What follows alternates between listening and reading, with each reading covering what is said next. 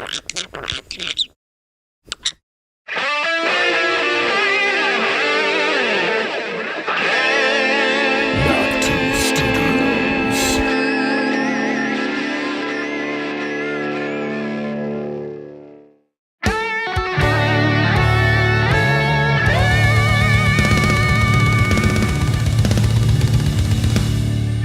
now, Knock 2 Studios presents Common Censored.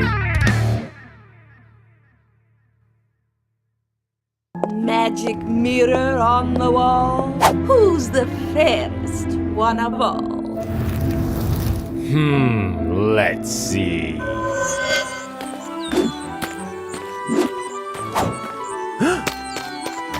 Excuse me, your curtain. Please allow me to help. Help? From you? Spare me your white savior complex. I didn't mean to offend. I just thought you should know that That I should know what? That some privileged white guy thinks his opinion matters? Get over your entitlement. I'm not some damsel in distress waiting for you to ride in on your high horse. I'm really sorry. I was just trying to be kind. Kind? If you want to be kind, disappear and take the patriarchy with you.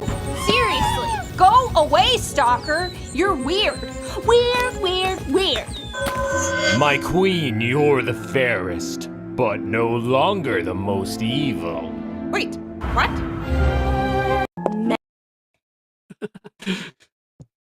What's up, everybody, and welcome back to Common Censored, starting off the day early. Thanks for getting here early with me, everybody. Welcome back. I'm Lord Sterling, and this is episode 351.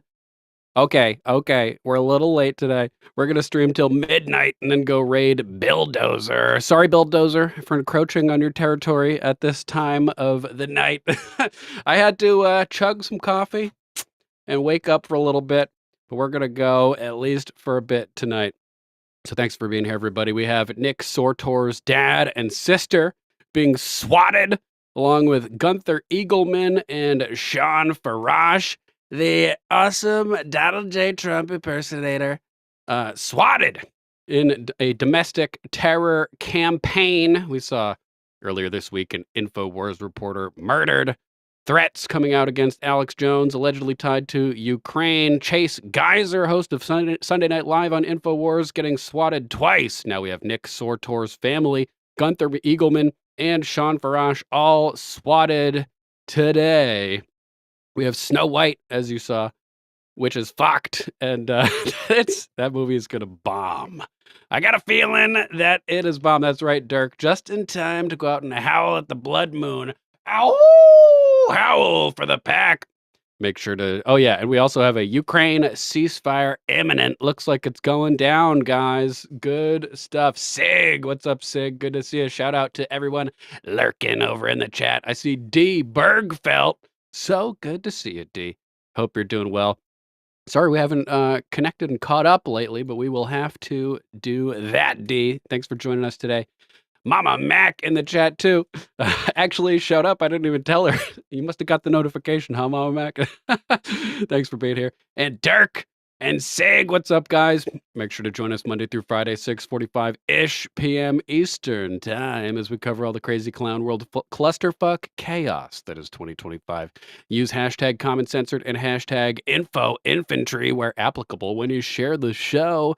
You can find us on X at LordSterling_. We're also on Truth, Getter, Gab, and Minds.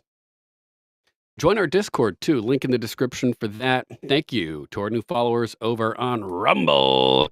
Links to all of the sources for everything we covered today will be posted in the video description on Rumble, and Mama Mac will be adding timestamps. So if you're watching this later on and need to maximize the efficiency of your time, focus and attention, click on down there, find the topics that interest you, and jump right to the point in the show where we cover those topics. Throw Mama Mac some love over at alplama.com. And if you want to support the show, you can hit us up at our link tree at Common Censored. Disclaimer. Views expressed on Common Censored are only opinions. Assume everything we say is false and research for yourself. We're not giving medical, legal, or financial advice. The only advice we are giving is think for yourself. Question authority. Think for yourself. Question authority. Boom! And before we jump into the news, let's hop over and harass Billdozer a little bit. He's alive right now too. He should be at least. And we're gonna hop in there, tell him I'm live too. Because he just texted me asking me if I have the AIDS. I'm live, Dozer. Sorry to cut in on your time slot, bud. Oh, man. All right, so let's jump back over there. We saw this little ditty about Snow White, which is in big trouble, as nobody wants to see this new movie. Snow White, it's okay. The character is white as snow. Just let the character be white. They have Snow Brown now, and she's been talking shit about the whites.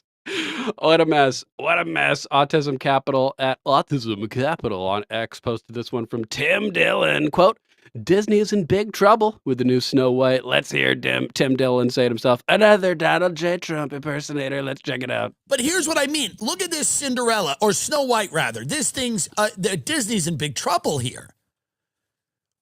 And again, because you have Rachel Zegler, who's in Hamas, and Gal Gadot, who's in the IDF.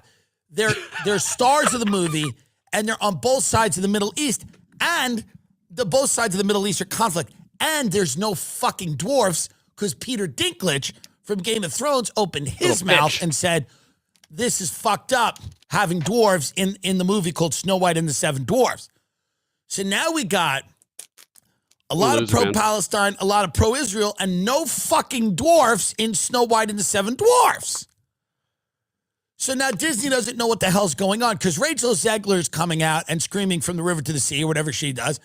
And, Gal Gadot's doing her whole thing, lighting infants on fire. And there's no dwarfs. So my whole thing is, does it seem like a fun film? Does it seem like a fun film?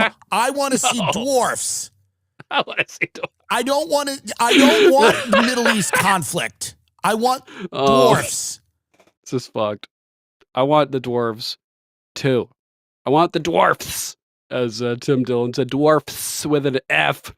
Freaking hilarious. Hilarious. Oh, man. But here's what I mean. Look. So this is bad news. Bad news for Disney. Disney scales back the Hollywood premiere of doomed Snow White movie. Mike LaChance writing over here on Gateway Pundit. She's so super duper white. As the Gateway Pundit reported in February, actress Rachel Zegler of Disney's remake of Snow White has been trying to do some damage control to walk back her many controversial statements over the last few years. Now that the movie is set to open in a matter of days, various entertainment news outlets are reporting that the film's premiere will be scaled back. In terms of press and photographers, Skunk71, what's up, Skunk? Shout out to Lady Hamilton Art, too. That was a great show earlier, Lady H. Thanks for welcoming me and answering all of my questions in the chat. I never cease to be amazed at Nurse Patrick's instant recall of various topics, and no matter what I threw at him, he pretty much had an answer, unless he just hadn't heard of it. Coco Deminky, good to see you too, Coco. Welcome back. Thanks for joining us on this Thursday night. Continuing, it's obvious why they're doing this. They don't want to give Zegler another opportunity to open her mouth and cause the movie to lose even more money. Does anybody care about this movie? Yeah, seriously, Coco Deminky. I want real human dwarfses. Real human dwarfs. You guys remember the promo? The set pictures from this? Snow White walking along with a bunch of dudes that are even taller than her. Ridiculous, man. It's like... And then Peter Dinklage coming out, it's like, it's sizist. It's ableist to have a movie about dwarves because it has negative stereotypes about dwarves living in caves. They're miners. They're good at it. They fit in tiny little holes. They can do mining underground, and they're fucking rich. They're good. They're not like an ableist stereotype of bad imagery for dwarves. No, they're kick-ass. They work hard. They whistle while they work, right? They love it. They make a lot of money. Their fucking cave is full of cool-ass diamonds and shit. But that's a negative dwarf stereotype. You don't want to promote hard work and self-sufficiency. Oh, man. So just hilarious. Peter Dinklage, fuck you. Lost all respect for you. You were so good in Game of Thrones, and then you had to open up your little fucking mouth and ruin it all.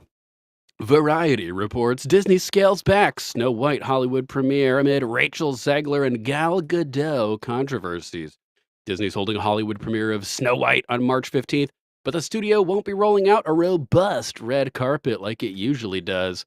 The afternoon festivities will include a pre-party and screening at the El Capitan Theater with titular star Rachel Zegler and Gal Gadot, who plays the evil queen, expected to attend.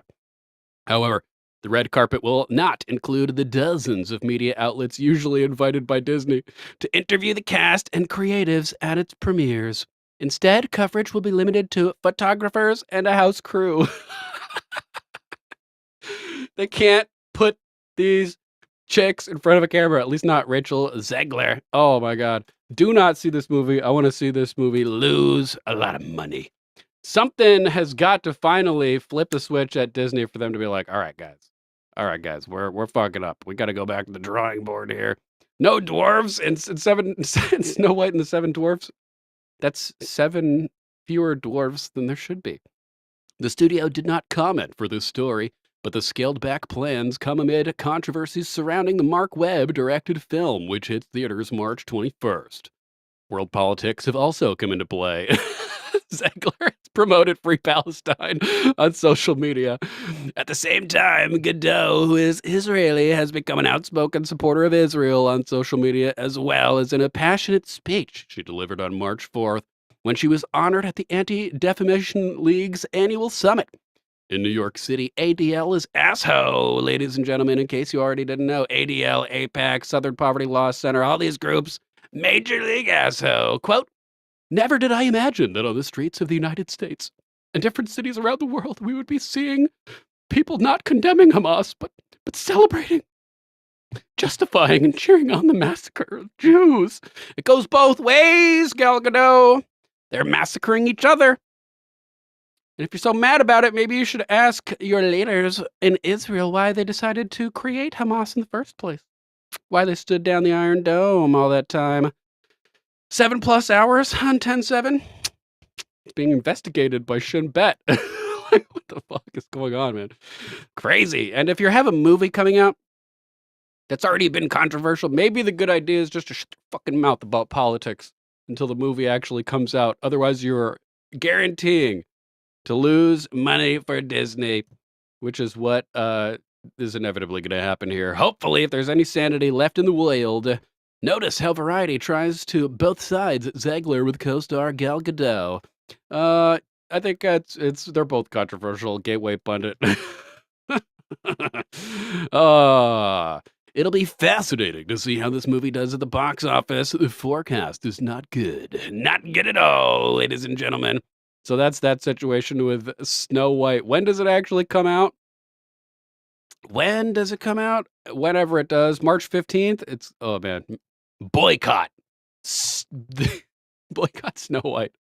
Oh, let's talk about the imminent Ukrainian Mother Russia ceasefire. It was being reported that Putin was refusing the 30-day ceasefire. But he was only refusing it because he wants a permanent ceasefire, apparently, from what I read. And let's check in with @WarClandestine over here, who says, I see a lot of improper reporting about Putin's comments. Regarding this ceasefire, Putin agrees with Trump that there needs to be a permanent and peaceful end to this war, but Putin wants changes to the deal to ensure this will be permanent peace, not a 30-day ceasefire. And he's willing to work with the Don on progressing the deal that is beneficial to Russia's objectives. Putin said that he is, quote, in favor, unquote, of the proposal, but that there are some nuances and serious issues that need to be addressed before the proposal can be progressed. So for those saying Putin agreed to the ceasefire proposal on the table, that does not appear to be the case. Putin agreed with the overall idea of a ceasefire, but he wants this to be a permanent ceasefire, not an opportunity for Ukraine to regroup and get all this European funding and go back and do it all over again. Putin also addresses that the, quote, original causes of the conflict need to be addressed, alluding to the demands that he has been consistent with since the beginning of the invasion into Ukraine. Putin wants to ensure 1, NATO does not expand to Ukraine. 2, the complete demilitarization and denazification of Ukraine. 3, Russian-speaking regions in the east and the Donbass to have their independence from Ukraine. 4, addressing bioweapon development. Ooh. He wants to expose the Black Ops biolabs over in Ukraine, the CIA dark money operations that, what's her face over there? The real president of Ukraine, Victoria Nuland, even admitted existed. In conclusion, Putin wants peace, but he wants to rework the proposal with Trump to ensure that this is a permanent solution and not an opportunity for Zelensky and NATO to draw this out longer. Let's check out this clip. We agree with the propositions to stop hostilities, but we proceed from the fact that such ceasefire should be such that would lead to a permanent peace and remove the original causes of the crisis. We agree. Boom. Megatron at Megatron_Ron. Megatron Ron, that's badass. Posts new. Russia delivers main ceasefire demands to U.S. from Reuters. No NATO membership for Ukraine. No NATO peacekeepers in Ukraine. Ukraine is denazified, demilitarized. The 4 Donbass regions recognized as Russian territories plus Crimea in exchange for a cease of all hostilities and peace and stability for Ukraine. And he was wearing the combat clothing over there as he was pushing back against the 30-day ceasefire proposal. Nick Sortor also talking about it. Russia agrees with the temporary ceasefire in Ukraine after Trump sent Rubio and Witkoff to help broker it. This is the art of the deal in action, and countless lives will be saved. Putin thanked President Trump for his efforts and says he wants to speak with him before making it final. Trump truly is the peace president. So that may not be entirely accurate because they want to hash out some details still, but it's looking good, guys. It's looking a lot better than it has been recently. As for readiness of Ukraine for the ceasefire, I'll tell you my estimation of this. But first of all, I would like to thank the President of United States for paying so much attention to regulating the conflict in Ukraine. Of course, we all have lots of current issues to deal with, and the chairman of China and the Prime Minister of India, heads of states of Brazil and South Africa, they are dealing with this issue and they're paying a lot of attention to this, and we're grateful for this. And we're hoping that their activity, we understand that their activity is aimed at reducing loss of human life in the conflict. Secondly, we agree with the proposals for the ceasefire, but our position is based on the assumption that the ceasefire would lead to a long-term peace, something that would remove the initial reasons for the crisis. As for the readiness of Ukraine to ceasefire, there's a meeting between Americans and Ukrainians in Saudi Arabia, and it looks like a decision that is taken by Ukrainian side under American pressure. In reality, I am completely convinced that Ukraine had to ask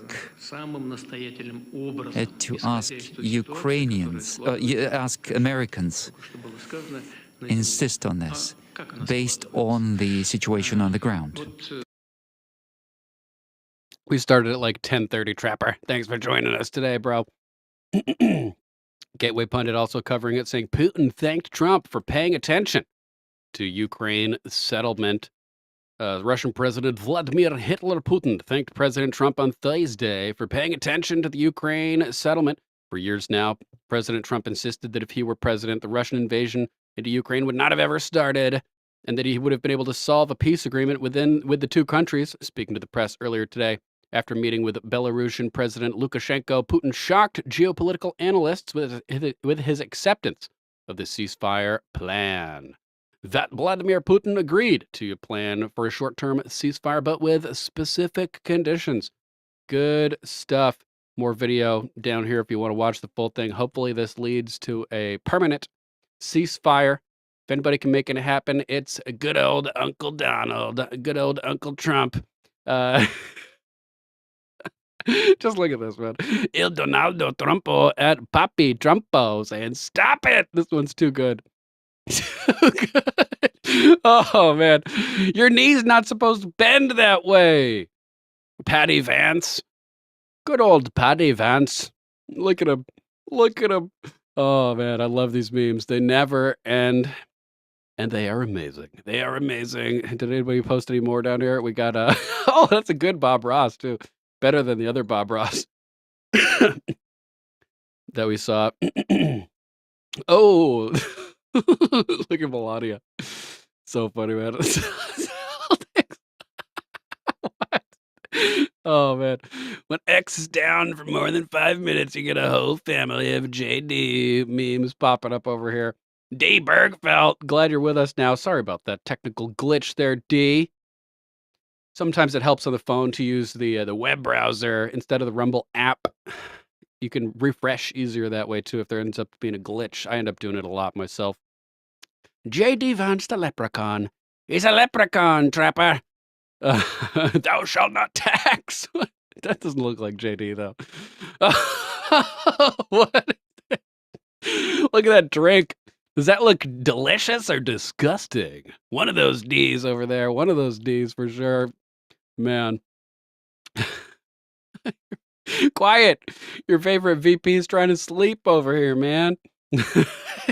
My thoughts. Exactly. My thoughts exactly. Let's jump over to some Epstein stuff next. We got Shadow of Ezra at Shadow of Ezra posting Rep. Anna Paulina Luna was asked by a reporter about the status of the Epstein files. She said she's been pressing the DOJ and FBI for updates, but was told the documents are still under review, which makes sense because there was a whole truckload. So they've got to review them, I guess. Luna added that if Attorney General Pam Bondi does take action and file charges, she could go down as one of the best of all time. However, if she doesn't, Luna simply states, it is what it is. Is what it is. Business as usual. Let's check out the clip with the one and only Anna Paulina Luna. And have you heard anything on when Pam Bondi will release the Epstein files? I actually bugged the DOJ today about that and the FBI, so I don't speak on behalf of the DOJ or the FBI, but I am hearing that they are reviewing documents. We are pushing for this release. No one is above the law, period. The fact that no one's sitting in jail or has been charged for what Jeffrey Epstein did is pretty abhorrent, so I look forward to the AG bringing charges, investigating, and I would say that if the AG does this, she'll be one of the best AGs in U.S. history. If she doesn't do this, then it is what it is. Thank you. Is what it is. Skunk 71 saying, I'm not sold. Not sold. Hopefully we get something, Skunk. We'll just have to wait and see. It's all we can do. Until then, Cheddar Steve piping in at Skunk 71 saying 52 days, still no arrests. Highly frustrating. Highly frustrating. PBD had a good video yesterday, hanging out with the dudes, talking about it, and they had a pretty good analysis, I thought, overall. Worth checking out. I'll try to find it and share the link to the show notes for you. We got another story related to the Epstein stuff going on over here with Info General Jones. Big breaking news in the ongoing Epstein cover-up. Fat Cat JP Morgan lawyer Jess Stanley confesses to sharing sex with infamous child trafficker Jeffrey Epstein's assistant. In this report, Alex Jones breaks down how this is a clear attempt to get ahead of more serious revelations set to break now that AG Pam Bondi was delivered a truckload of previously secret Epstein documents being hidden by deep state operatives inside the FBI. Plus, new revelations in the infamous Maui police chief's involvement in the P. Diddy parties. Uh-oh. Let's check in with Jones. Big Jeffrey Epstein cover-up case news coming out. Some of the top individuals that have been involved know that more of the information's about to come out, that Pam Bondi got that treasure trove 2 weeks ago, when she had to fire those head of the FBI in New York and others to get it. Hope so. The word is it's about to come out very, very soon. So suddenly they're outing themselves and trying to whitewash it. Limited hangout. Damn. We're about to break it down right now. Ruh-roh, that's right, Trapper. Well, Jess Stanley, Trapper saying Stairs of the House, Swimsuit Edition 2025. Oh yeah, baby. Can't wait till the summer. She does look good in a swimsuit, I will say.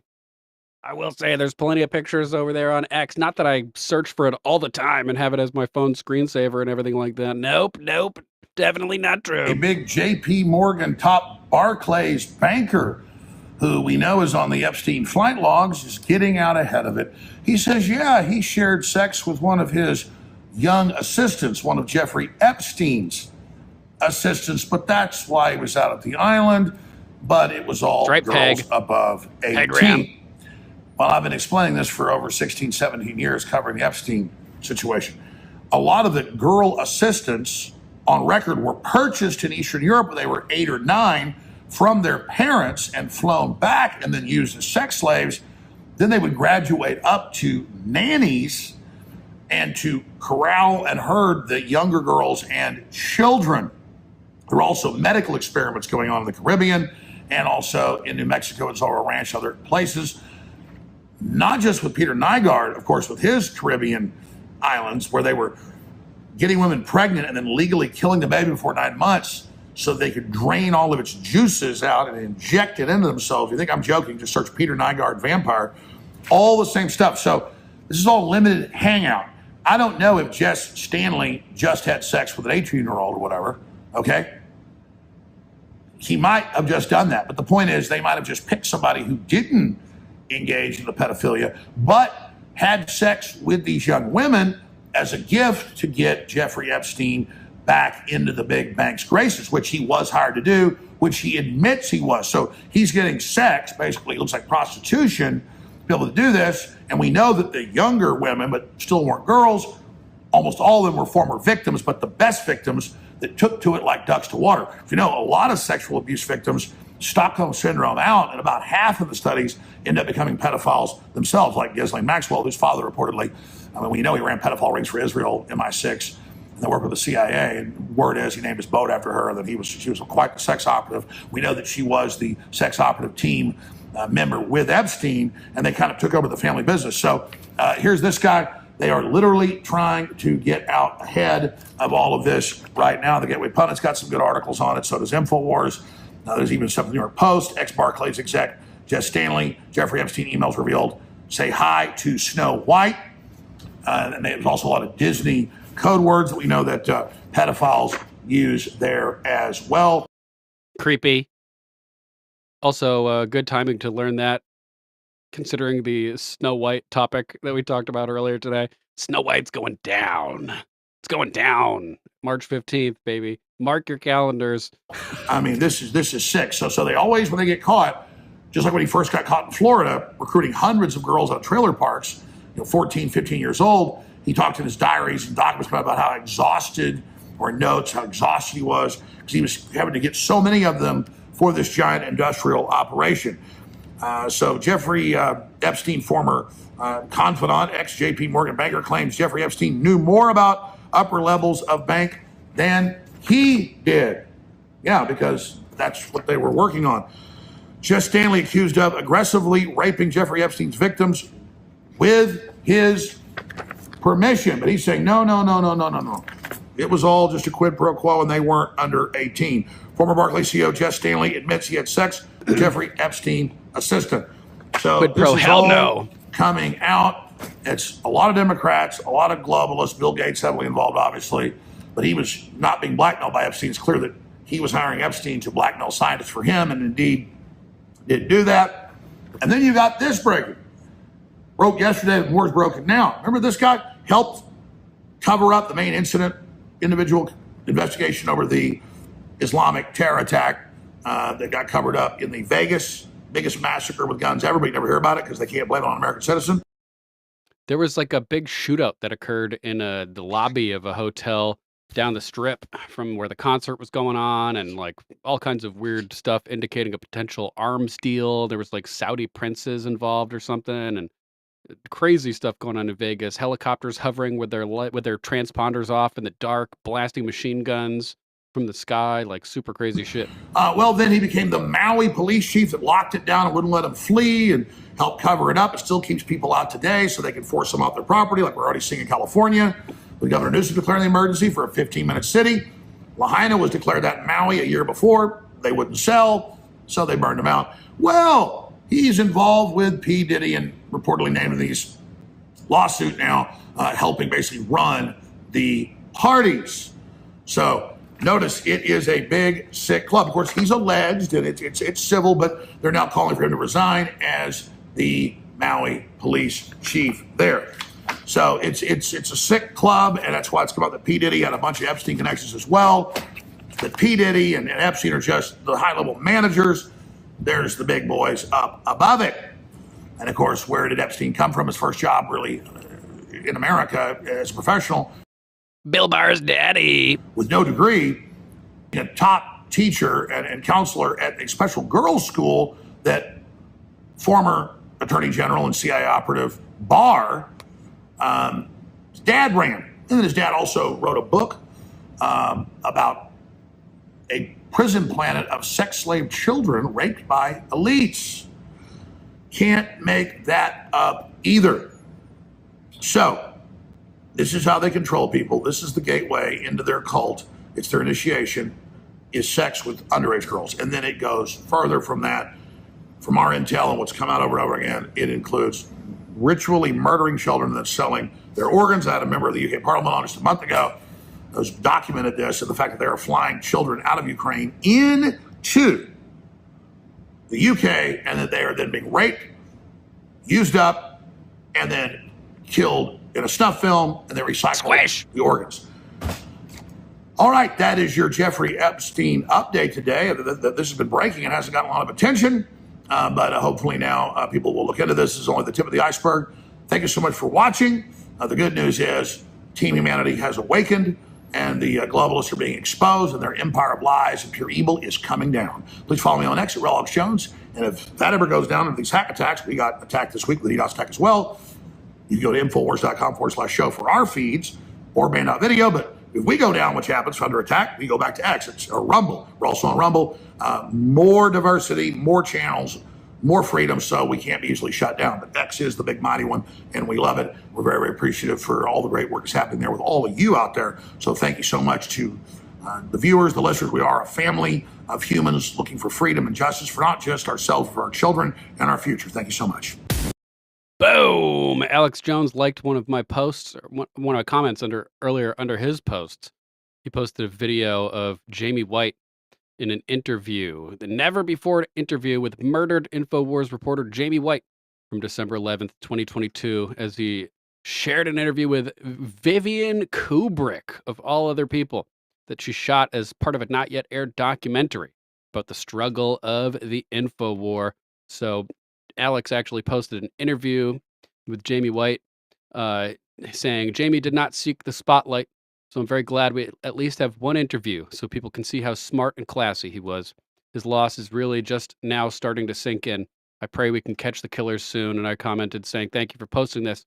He has always been an unsung hero. I'd never actually seen his face before this week, but such a champ. He deserves recognition. So glad that people all around are, aware of this and upset about it. And he definitely did not deserve to die, man. Definitely did not deserve to die. Let's talk about the ongoing domestic terror campaign, arguably potentially tangential to the murder of Jamie White, the swattings of Chase Geyser. Now we have Nick Sortor and the threats against Alex. Now we have Nick Sortor saying both his dad and his sister were swatted. Yes, last night. I think it was, a dozen cops attempted to kick his dad's door in at gunpoint. He says this is literal fucking terrorism, and the FBI should treat it as such. Before calling in the SWAT, this dumb shit sent my sister an email calling me a Nazi, of course, so the motive is clear in my dad's case. And if he sent an email, maybe they can track that, because it's with these people that SWAT people, man. They put their phone numbers through these devices that send IPs addresses all over the planet. Basically, they use like internet phones or whatever, and they make it basically impossible to track who's doing the swatting. Chase Geyser had posted out earlier saying any listeners of his who have significant audiences of their own should probably preemptively call their local police department. Let them know, I'm a streamer. I've criticized Ukraine, and there's an ongoing campaign right now swatting conservative or libertarian or anti-war commentators, political commentators. So if you get some crazy call about me, take note. It's probably bullshit. I'll welcome you into the house to prove it, but be aware. Don't blow my head off, please. Nick Sortor continues saying, in his dad's case, the caller told police my dad was killing my entire family. Same thing they said about Chase Geyser, requiring them to intervene with deadly force. This is nothing short of attempted murder. They want the police to kill my father. They wanted the police to kill my father. Unfortunately for the swatter, I will not stop. I will not shut up, and you will not win. If anything, my family is behind me even more than they were before, because they just got a first-hand look at the forces I'm fighting with on a daily basis. Your hate fuels me. I'm over the target. As President Trump says, fight, fight, fight. That's right. So here's the email sent to Nick Sortor's sister saying, subject, your brother Nick Sortor. Why is your brother basically a Nazi? Is he just a dude who can't hack it in life, so he got a real estate license and now his personality is being a piece of shit? Do your parents not care? Or are they where he gets this insanity from? And all he has to back his claims in the email is a post of Nick Sortor saying, Melania Trump is what a real first lady looks like, not a power-hungry witch like Jill Biden. Make Melania first lady again. That's all he's got to prove that Nick Sortor is a Nazi. Nice try, bruh. Nice try, bruh. Cole Dodson saying, starting to look as though anyone connected with Alex Jones or InfoWars has become a target of swatting.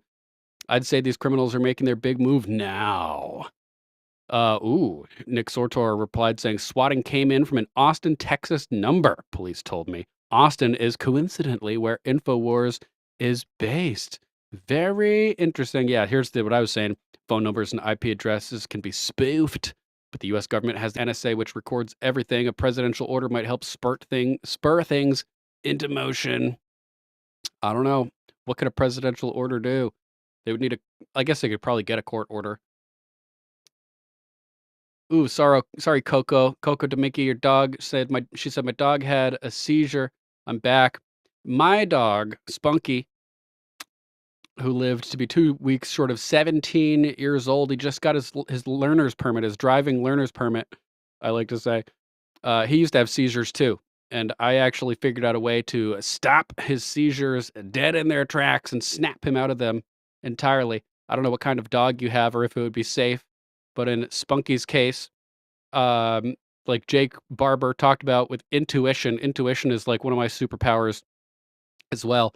And so I sort of intuitively figured out how to stop Spunky's seizures. He would start seizing and his teeth would kind of be grinding, and I would put my hands in his mouth and pull his jaws apart. And when I pulled his jaws apart, every time it would snap him out of it and he would go back to normal. So if your dog is small and that might be safe, could be an option to potentially try to stop the seizures, because it worked with Spunky for at least a dozen years. But don't get yourself bit. Don't get yourself bit if that's a big dog. But it's really sad. Hopefully, your dog's lifespan will not be affected like Spunky's was not affected. He lived to be super fucking old. But sorry to hear that your dog's having a seizure. That's not cool at all. So crazy stuff over here. We also had Gunther Eagleman, who had his home swatted. amidst the rising incidents. Gunther Eagleman, another prominent social media influencer, reported being swatted at his home. The incident involved a fake hostage situation call, leading to a significant police response. Eagleman confirmed his family's safety and plans to identify those responsible. Multiple similar swatting incidents have been reported recently, raising concerns about this dangerous prank's increasing occurrence. It's not a prank, Grok. Come on, man. So Gunther Eagleman had posted here saying, the gloves are off. First off, my family is safe. My house was just swatted. Chihuahua, Coco, you could be safe. You could be safe trying that then. If you can pry the dog's jaws open without going too far and hurting the little pup, might help. Might help.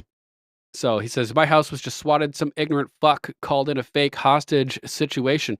Fortunately, I have good relations with law enforcement, and extra patrols will be added. I don't tolerate threats and will find the culprit. This was their worst mistake. I hope so. Hope that it can that we do find whoever's doing this. CBD could help too, and there is anti-seizure medication that they could take too. Spunk would take it. What was it called?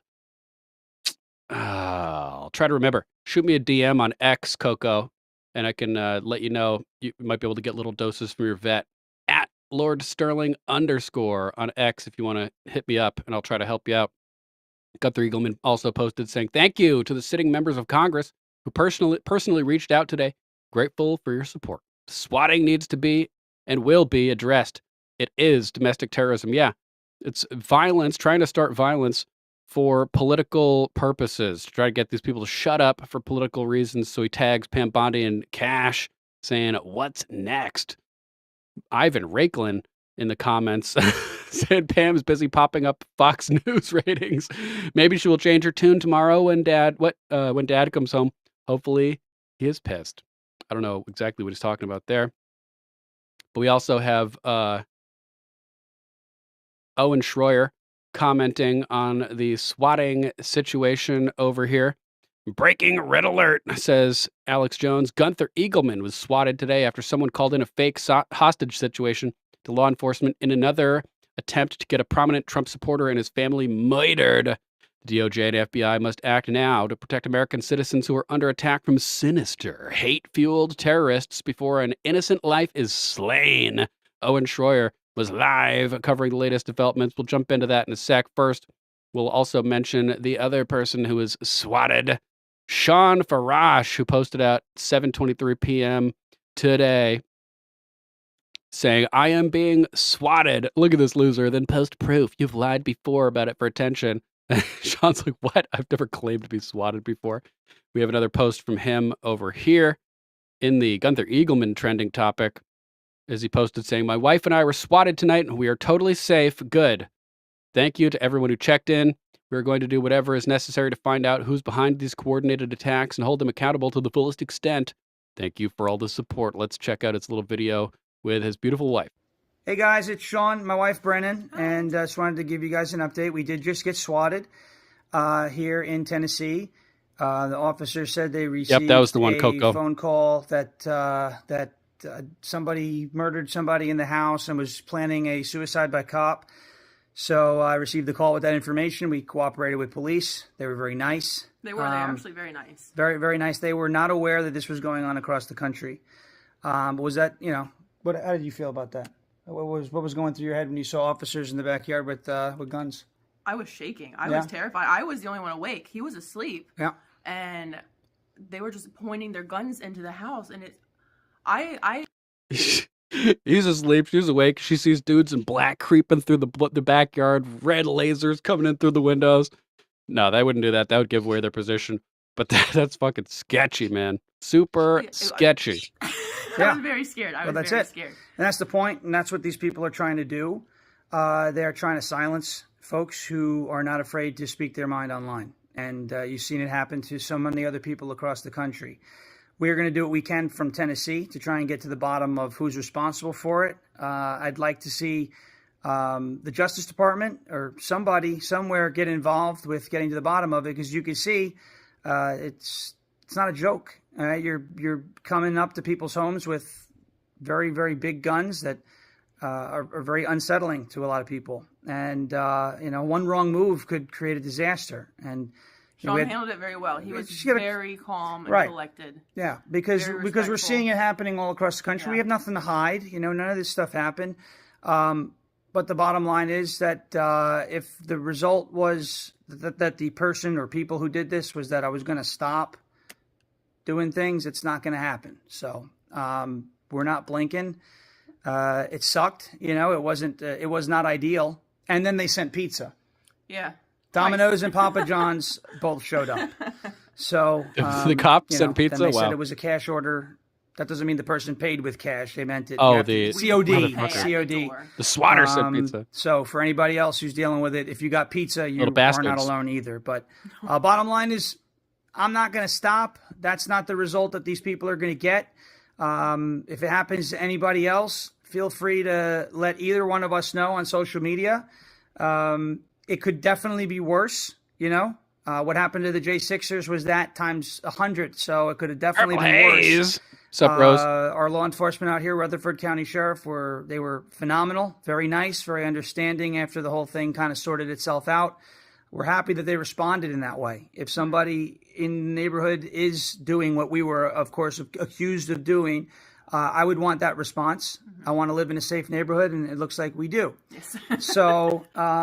So we want to thank them. They were very nice. They're very professional. They made sure our cats did not get out. That's right. And to the folks who are doing it, well, we're now going to do whatever is necessary to find out who it is, and to the fullest extent of the law, hold them accountable. And we're hoping that the Justice Department and FBI and anybody else who can help us will do so. Because, in my opinion, this is.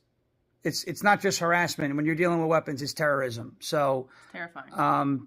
It's not cool, but it means we're over the target, and we're going to keep pounding the target. But we wanted to let everybody know, thank you for checking in. We really appreciate it. And we're all safe. We're good. And we will be right back at it tomorrow. Have a great night, guys. Yeah, how do you find out who perpetrated such a thing? You got to track the phone number that came from or the IP address. And a lot of times the problem is that these swatters know that that's how they're going to be that the cops are going to attempt to track them. So they send their IP addresses through like VPNs and stuff to bounce them all over the world and making them impossible to track down.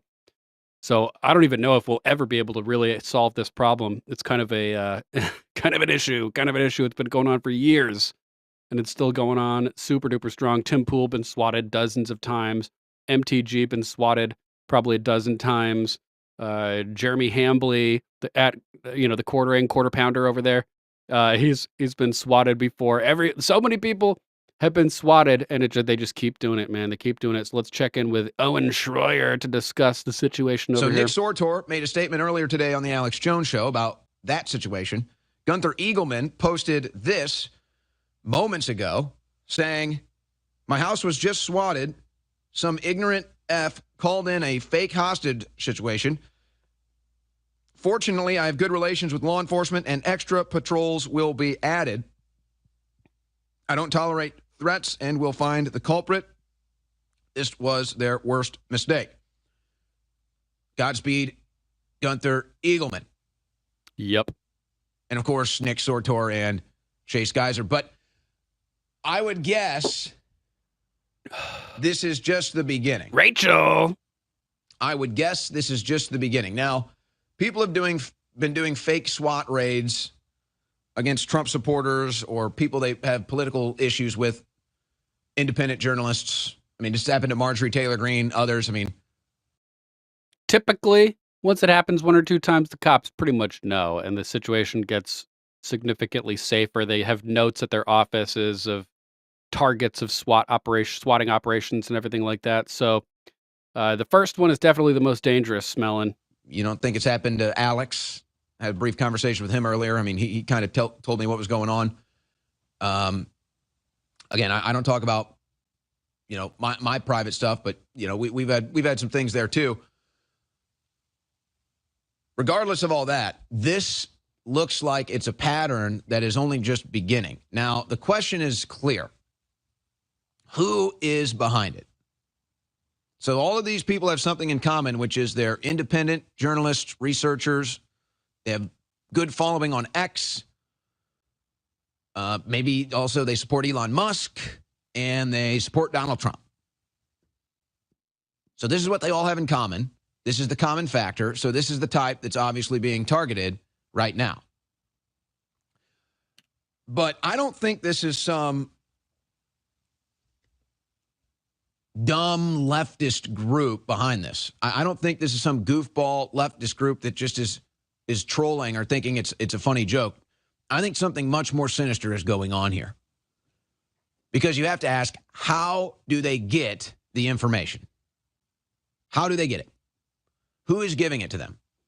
And it's likely coming from a private source where they are putting information, whether it's a cable company, a social media account. So somebody's in the system feeding private information for these people to get doxxed. Alex Jones to my right. Gunther Eagleman just contacted us, and I'm not on now. It's exclusive. And I was literally going to come in here and say, do you want to get him on? And you were already covering it, so you must want him on. But yeah, look, he's been heavy exposing Ukraine, and he's been going viral. So I think it's Ukraine. Our intel is the larger attack is globalist through Ukraine. The guy they tried to have kill Trump in Mar-a-Lago was through Ukraine. It's Ukraine. So again, this is not some goofball leftist thing. This is a very serious thing. This is something the FBI and the DOJ need to be investigating immediately before somebody gets killed. Has had police show up. So our own crew member, Chase Geiser, has had police show up at his house from a false report, a swatting attempt, 2 times this week. Then you had friend of the show, frequent guest, independent journalist Nick Sortor getting threatening letters to his family, and then his family get swatted. Now, and this happened earlier today, but Gunther Eagleman has just posted he has been swatted. So Nick Sortor made a statement earlier today on the Alex Jones Show about that situation. Gunther Eagleman posted this moments ago saying, my house situation a little bit. Gunther chases people they have political issues with, independent journalists. I mean, this happened to Marjorie Taylor Greene, others. Is there a common factor? So this is the type that's obviously being targeted right now. But I don't think this is some dumb leftist group. From I don't think so either. This is not some goofball leftist thing. This is a very serious thing. This is something the FBI and the DOJ need to be investigating immediately before somebody gets killed. Well, they always do the same thing. They say the person's taking family hostage is about to kill them to have the highest threat level. They're trying to get people killed. This is terrorism. 100%.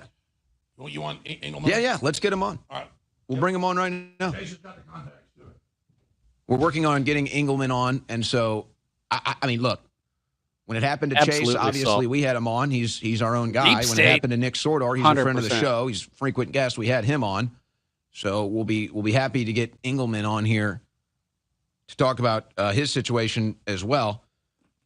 So, but you see, that's my point, though. This isn't a goofball leftist college protest where they're picking up a table in a library and then doing like war chants, barricading a door. I'm sorry. That's goofball stuff. Okay? That's goofball stuff. That is not serious stuff. That's not a serious threat. They're not going around beating people, trying to get people killed. They're goofball, harassing college students. But that's the big focus. Oh, the DOJ, the FBI. Fuck yeah, Dirk. We're all over it. What, some goofball college protests? Meanwhile, there's something going on here. We're probably only live right now because Dirk called me a slacker earlier. Thanks, Dirk. A foreign intelligence operation or some sort of a localized intelligence operation is feeding private information to individuals in an attempt to get them killed in a fake police report. Where is the national cry to stop this? Does somebody have to be killed? Where is the outcry? Where is the FBI? Where is the DOJ? They have had a hit list that has had our journalists on it, our reporters on it, and other Americans out of Ukraine. They've had that for years. And this has already happened before, swatting deaths. That's the intent. You file a fake police report, and then you hope things go bad, and your target gets killed. So this is not something we haven't seen that's resulted in death before. Priorities are way out of whack right now, folks. They're way out of whack. And obviously, when you're the boss, Donald Trump, you're catching a lot of the blame for this. But again, Trump can't do everything. He's only one man. And his priorities are pretty clear to me right now. He's made it clear what his priorities are. It's making these trade deals, tariff deals, bringing in investments, so economic deals, and then foreign negotiations for world peace.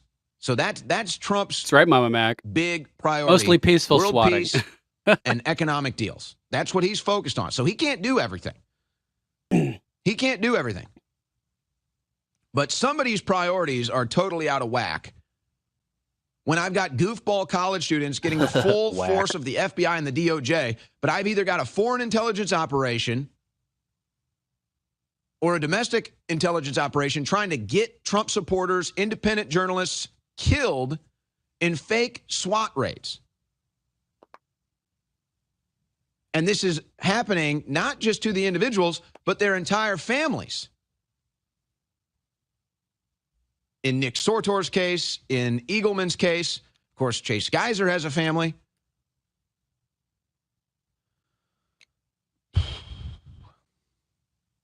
Something has to be done. And, Nick does have a big following, and Chase has a big following, and we have a big following. Sometimes, for whatever reason, 3 is like a magic number with stuff. Maybe now that it's the 3rd this week of a Trump supporter with a big following. I mean, what does Eagleman have? He has to have like 500,000 followers. Now it's 4 with Sean Farash. Mama Mac asking in the chat what Night Stalker was, if it was a movie. The Night Stalker, known as real name Richard Ramirez. Born 1960, died 2013, was a serial killer who murdered at least 14 people and tortured dozens in California between April 1984 and August 1985. Ramirez, also known as the Walk-In Killer and Valley Intruder, was captured August 31st, 1985. He was convicted and sentenced to death, but died in 2013 while in prison. There you go. That's what the Night Stalker is, Mama Mac. Maybe now that it's a 3rd independent Trump supporter this week, maybe finally somebody will say, okay, let's try to figure out what's going on here. Let's try to get down to the bottom of this. Hopefully, but unfortunately, nope, didn't happen because we had a 4th incident with Sean Farash. Let's jump over to the next big topic from the General at General MC News. Breaking: Rep. James Comer and the FBI are set to file criminal charges against those involved in ActBLUE, calling it the largest money laundering scheme in U.S. history, aside from USAID and the Pentagon and all this crazy stuff going on there. Salt dumpster, yeah. The Night Stalker was so dreamy. Yeah, there's definitely a cult following for the Night Stalker, similar to the guy who allegedly killed the United Healthcare CEO. And Ted Bundy also would receive like thousands of letters from enamored whammons while he was in prison. I think he actually married one of his stands while he was in prison. Crazy stuff, man. So this is a good story over here. Let's see. I think I have more information about it. At least I thought I did. Yeah, here we go. This should be it. Yup. From Batman, at Batman_spotted. After 10 years of silence. Oh, this is a different one. What is going on here? Okay. So I only had one story about that with the FBI launching criminal charges potentially against those involved in ActBLUE. I'll try to find more on that, but let's jump over to this video. with a former official finally deciding to review 9/11 footage and coming to the conclusion that Building 7 was a controlled demolition. That 9/11 was a false flag. For the first 10 years, I did not think anything other than the official narrative. Then, after being shown a close-up video of building number 7 coming down, and that got me going, because it's obvious to me that building 7 was a controlled demolition, because the building collapses from the bottom down. The trade centers were unique in that they were designed to withstand the impact of a jet. From what I understand, the outer skeleton of the building, the outer columns was like a fishnet, and you had these inner core columns, which was substantial, thick steel beams to withstand 4 or 5 times what the loads were. The engineers always over-design a building. No steel frame building has ever collapsed. From fire. No steel frame building has ever collapsed from fire. The Madrid Inferno stood for over 24 hours, etc. You could visualize cast iron stoves stacked one on top of each other. The stoves up at the top, yes, there's fire and they've been damaged, but the stoves on the bottom, they haven't been damaged. Okay. So the structure underneath all of that is intact. So it's impossible for a building to collapse near free fall speed and increase without a controlled demolition. You're running into the path of most resistance. So something. Ooh. You guys have heard me say that before. Going directly into the path of most resistance. If the tops were going to fall, they would have tipped for the trade centers. So obviously, Building 7 was a typical controlled demolition. You see the crimp, and then it falls directly into its footprint in a typical bottom to the top implosion style demolition. The trade centers, though, the buildings 1 and 2 were also controlled demolitions. Quite obviously, it's impossible for them to fall directly into their footprint through the path of most resistance. The steel structure that had held the building for decades at that time, they just disguised those ones, and instead of having a bottom up demolition where floor by floor, as the building falls, each floor at the bottom is taken out so that the entire top remains intact until it reaches the footprint. The Trade Center 1 and 2 were explosions as opposed to implosion demolitions, and they were top to bottom. So they did everything reversed effectively to cover up the fact that it was a controlled demolition and scare the bejeebus out of everybody, which it definitely worked. And they utilized that for another mass formation psychosis, mind control operation to launch wars in the Middle East, just like they used the COOF pandemic for a mass formation psychosis societal transformation operation. Let's jump over. I got a couple more posts about ActBLUE from Amuse over here. ActBLUE. Thanks to disclosures from Treasury previously stonewalled by Biden, we now have banks. We now know banks have been filing thousands of SARs, suspicious activity reports, against ActBLUE. Yes! That's excellent news. Its system was designed to facilitate fraudulent credit card use. SARs are, like, a lot of times they involve foreign transactions too. Like, there was 57. Hunter Biden was flagged 57 times for SARs, suspicious activity reports, and most people never get flagged once. So when you have an organization like this that's getting flagged thousands of times, that's systematic corruption. Indicative of systematic corruption, in my opinion, allegedly. Let's check out this little clip. Nya. Requested from Treasury during the Biden administration to see whether or not there were bank violations called suspicious activity reports against ActBLUE. Of course, they never would get back with us. Finally, after the election, they confirmed that there were some. They allowed my staff to go in and review like 10 or 12. They were really bad. But I can say with confidence, there are hundreds more. And now with the new Trump administration, we're going to be able to go in there and look at them. I think we'll be able to answer a lot of questions. Yeah, hundreds more. That's amazing to think about. Have you received a response to your letter last week to the Treasury Department? Yes, it's a whole different ballgame for me on the Oversight Committee. The Trump administration actually responds to our request for information.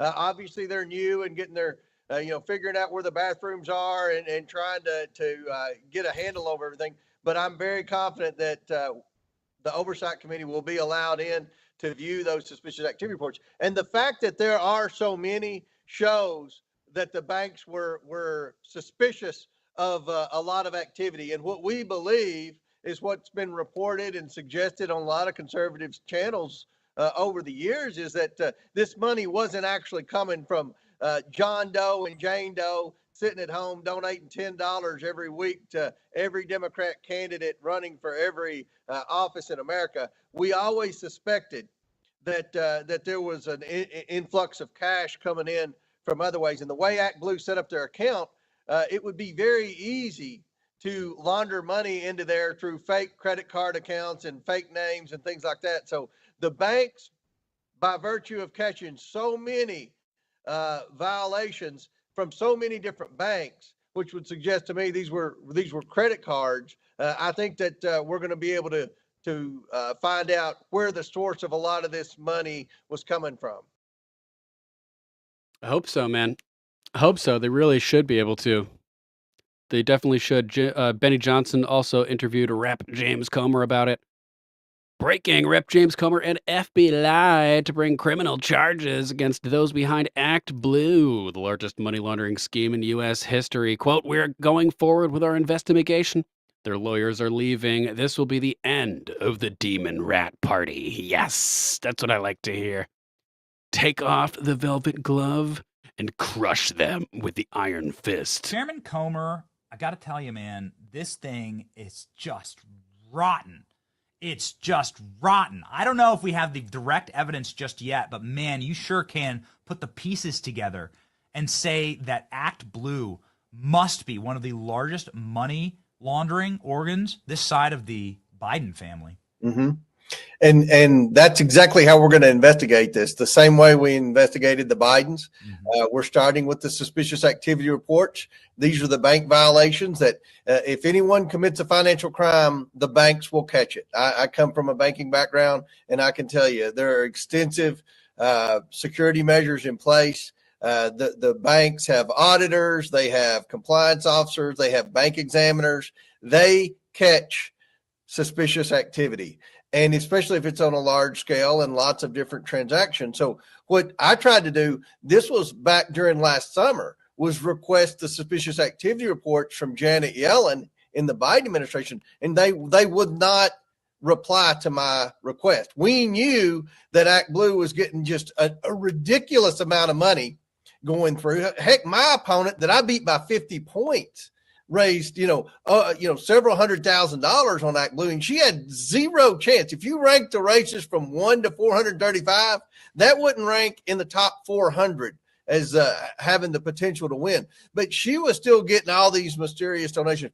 And you had House candidates that 80% of their campaign budget came from anonymous small dollar donors on ActBLUE. So we smelled something. Obviously, it came out what Rubio said, that they weren't using the code on the back of the credit card. That allowed for fraud. It just didn't make sense.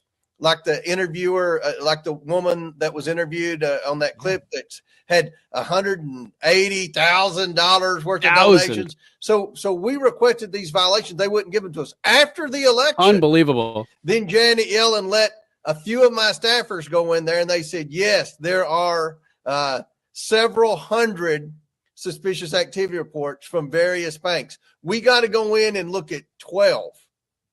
And I can tell you they were bad. They were what we suspected. And we've requested to see more. They cut us off. Obviously, they were involved in the transition and all that. Now we've got a new Treasury Secretary.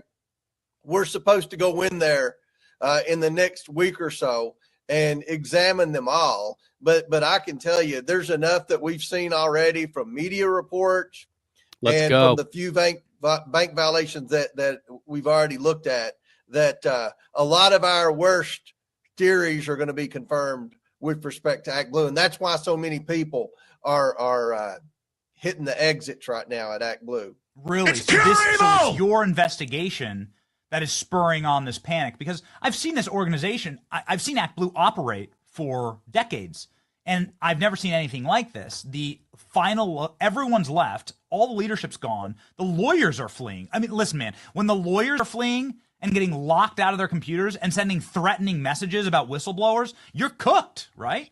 You are. And I'm going to tell you what my theory on this. Please. When you showed that clip of MSNBC saying, oh, within 5 hours, we've raised $27 million.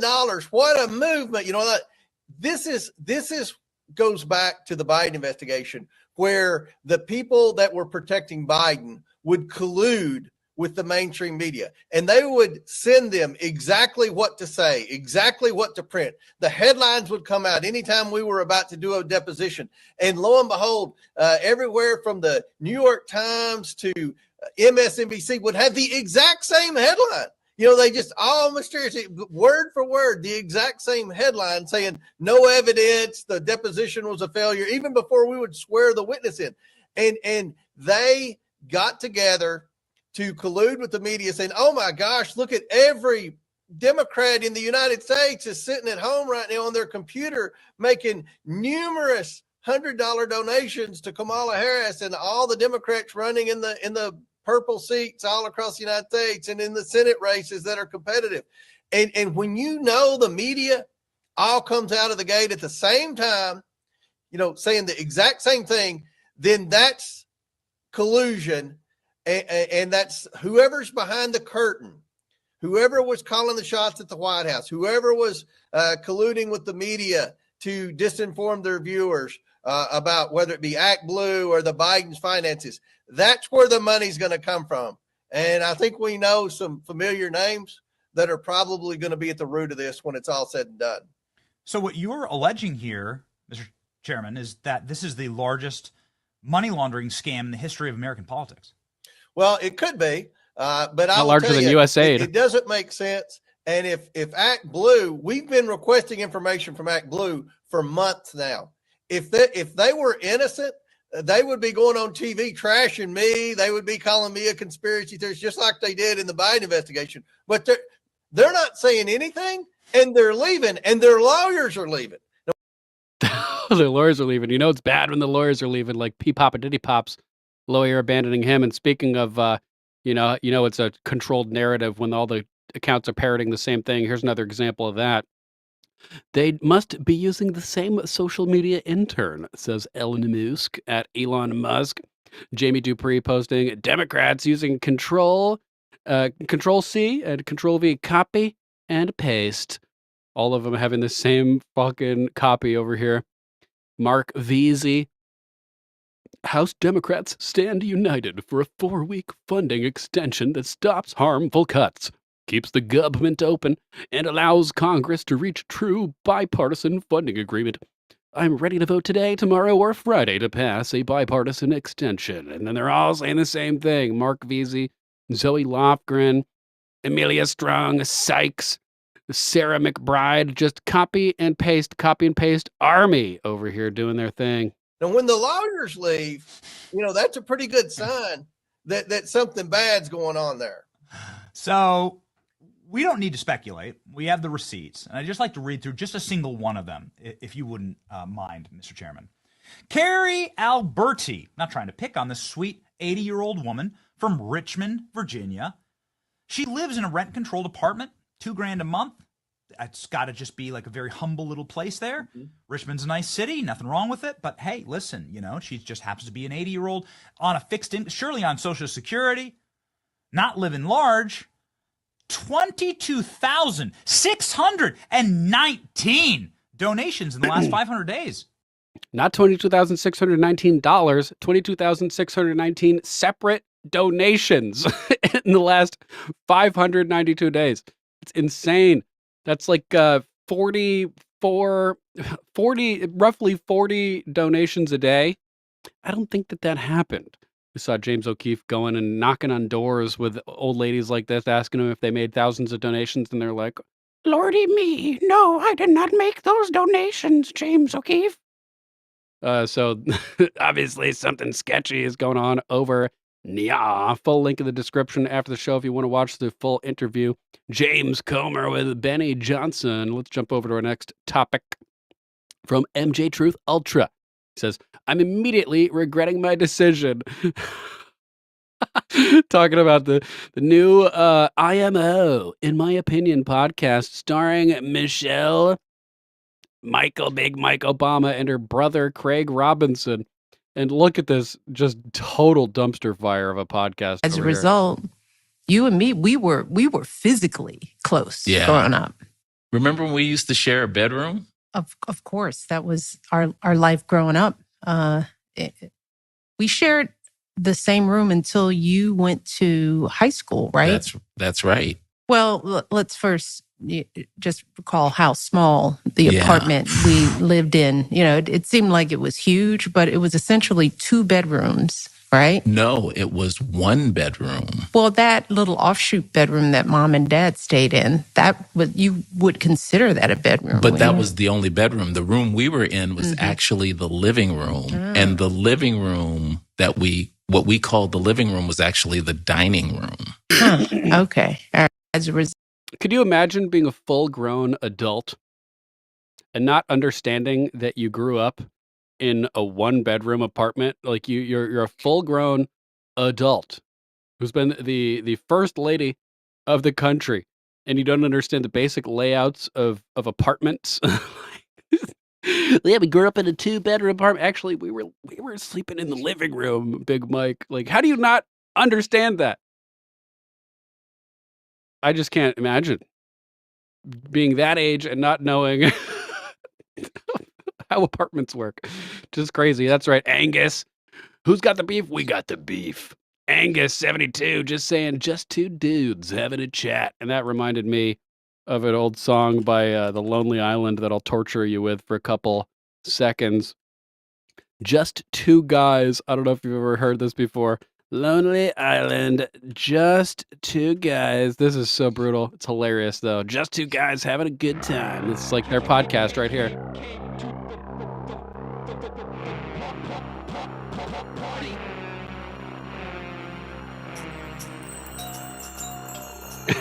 Hello, welcome to the party.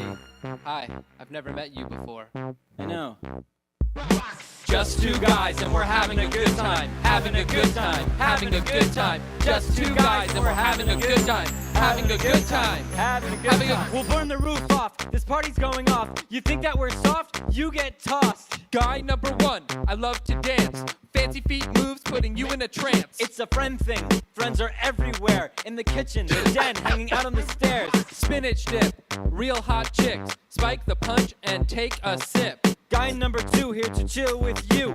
P-A-R-T-Y, cause we got to. I like playing games in the pool.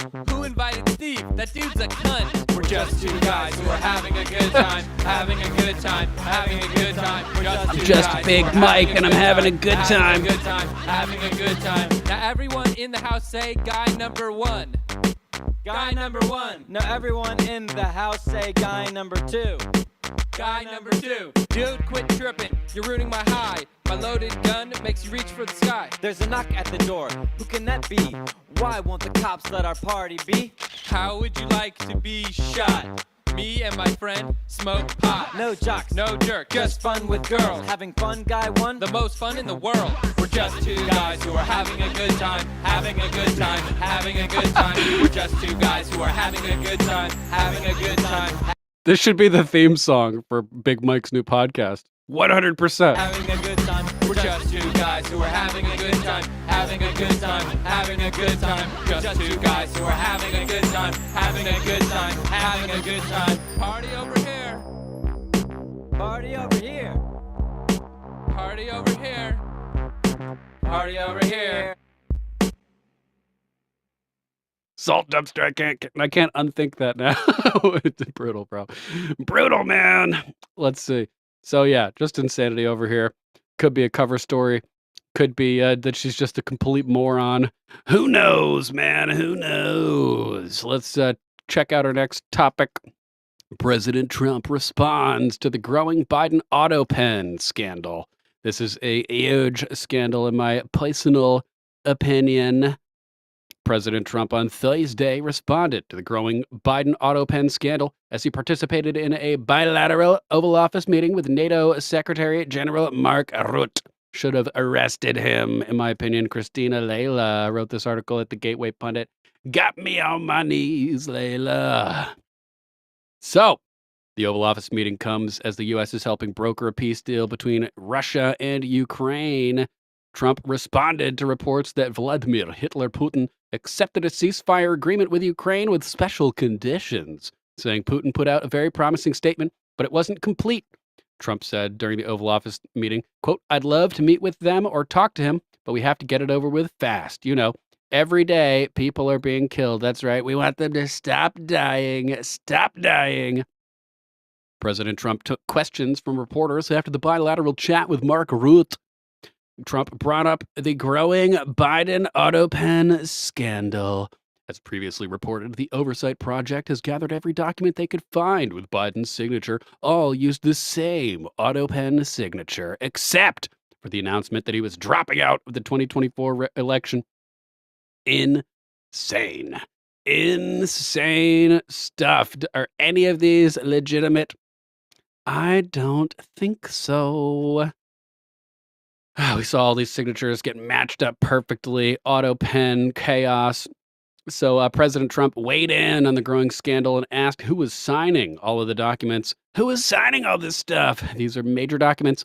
Almost everything was signed by auto pen. Nobody has ever heard of such a thing. Think of it. It should have never happened. Let's check out the little clip. Take a look at he signs by auto pen. Who was signing all this stuff by auto pen? Who would think you sign important documents by auto pen?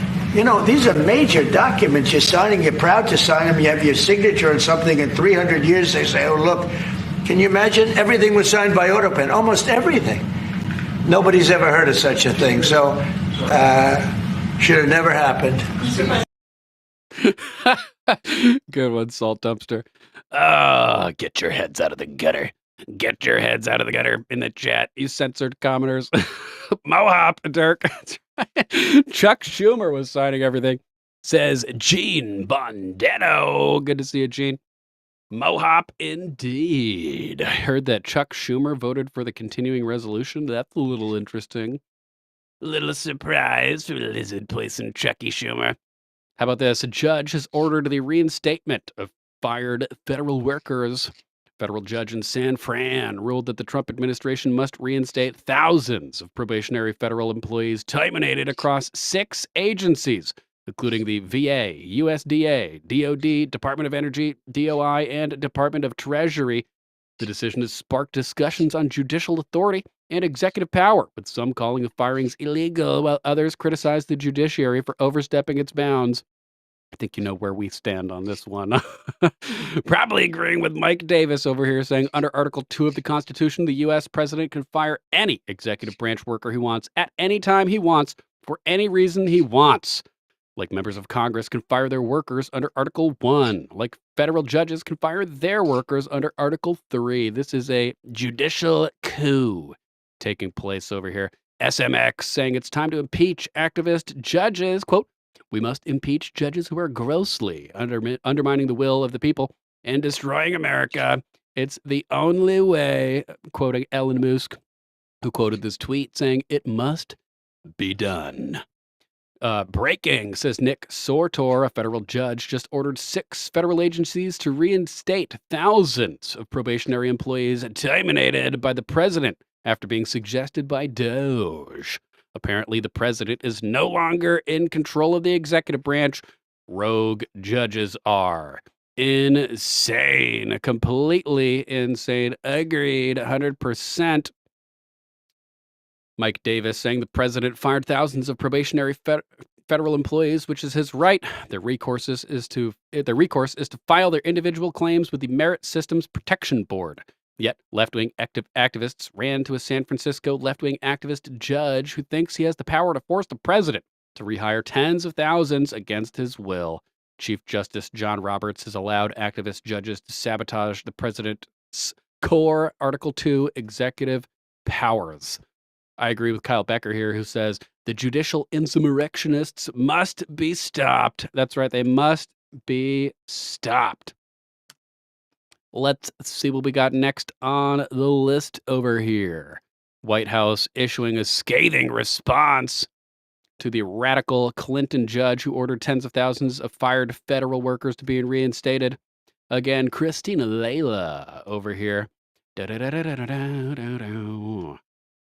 The White House on Thursday issued a scathing response to a federal judge's order rehiring tens of thousands of fired probationary workers.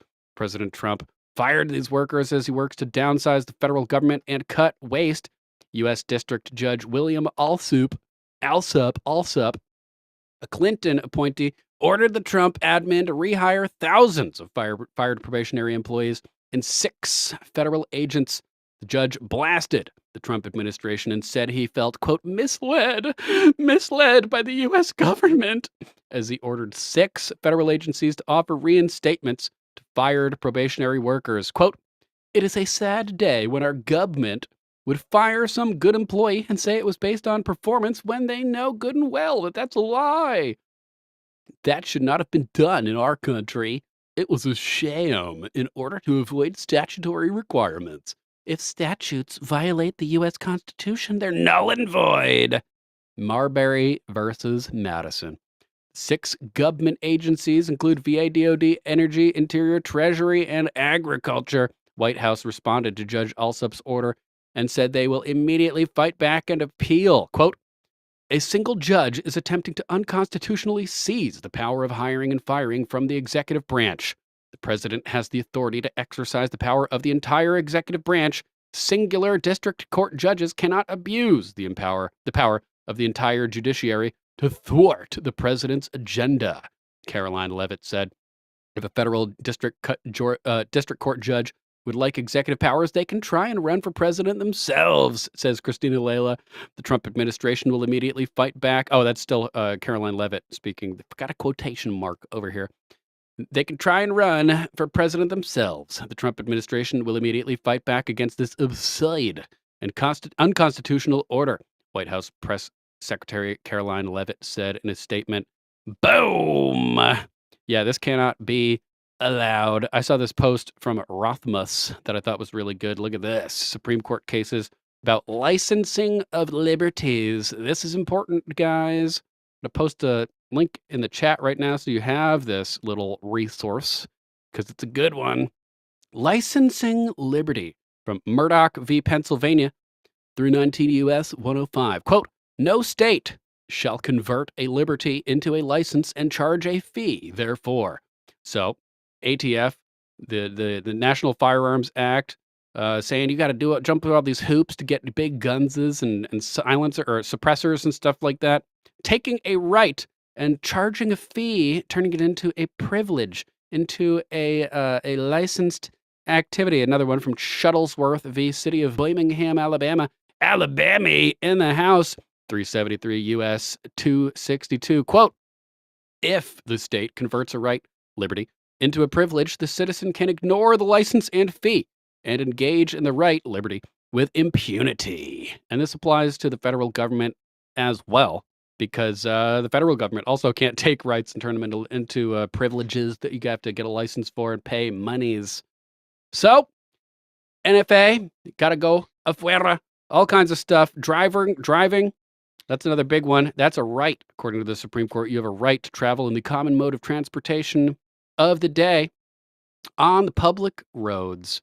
So licenses, technically driving has an implicit, and it like implies a commercial connotation, legally speaking, from what I understand. So if you're Ubering, you're driving. If you're a trucker, you're driving. If you're just traveling in your automobile to and from work or to any destination, you're just traveling in an automobile. You're not driving. So it's all these little stupid technical legalese things that they use to trick people. Same with income taxes, which are based on voluntary compliance, specifically, income taxes. Voluntary compliance says so right in the Internal Revenue Code, as you can see in the documentary by Aaron Russo, producer of Trading Spaces with Eddie Murphy, his documentary, America, From Freedom to Fascism. He interviewed the guy who wrote the Internal Revenue Code, who admits, it's based on voluntary compliance. Here it says it in the Internal Revenue Code. But, streetlights are based on voluntary compliance, too. If you're driving down the road in the middle of the night, do you stop at a red light? You do. No, that's a bad comparison. That's not based on voluntary compliance. Those are actual laws. So the guy is trying to confuse us and trick us with that, but you are volunteering for income tax when you give your employer your social security number, because social security number is a number of a corporation in your name. Income, as defined by the Supreme Court, is, quote, gain derived by corporate activity. So if you're working for an employer and you work 8 hours and they give you 8 hours worth of pay, there's no gain in that. It's an even transaction. You put in 8 hours of work, you get 8 hours of pay. You're ending up with 8 hours, so you're not actually gaining. If you are a drug dealer and you buy drugs in bulk and break them down into little pieces, or let's say anything like on Amazon, you buy something in bulk and you sell it in smaller numbers, you're actually making a gain off of that via your commercial activity. So when you provide your social security number to your employer, your labor and wages, which are not applicable for income tax, get funneled through your social security corporation, and it becomes a gain for that corporation and thus becomes liable for being taxed as it transforms into income. So it's a trick, it's a scheme, it's a scam, and even if it wasn't, the 16th Amendment was never properly ratified, in my opinion, and does not confer any new powers of taxation, according to other Supreme Court cases about that, as detailed in America, From Freedom to Fascism. So I thought that was a good little thing to bring up.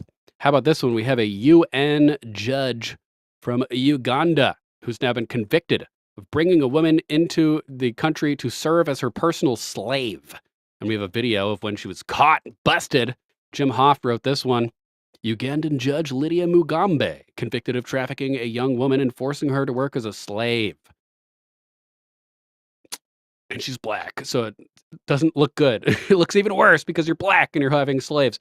Ugandan and UN judge Lydia Mugambe was convicted of bringing a woman into the country with her to work as her slave. Judge Mugambe attempted to evade responsibility by claiming she had diplomatic immunity. She says in the video below that she brought the woman in the country with her and that the woman worked for her back home.